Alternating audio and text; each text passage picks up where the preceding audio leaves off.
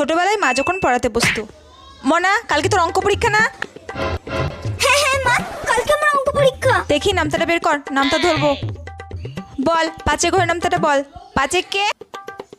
5 বল 5 দুগুণে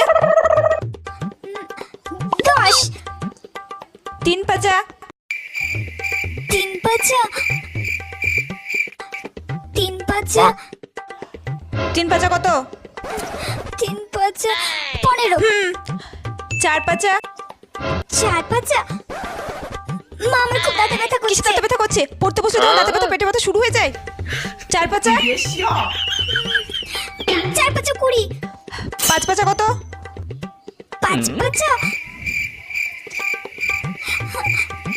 5 পাঁচা 20। কি 5 পাঁচা 20? 4 পাঁচা যদি 20 হয় তাহলে 5 পাঁচা 20। আর তুই পরীক্ষা থেকে কি লিখবি? এত পড়িয়ে তুই কি লিখবি?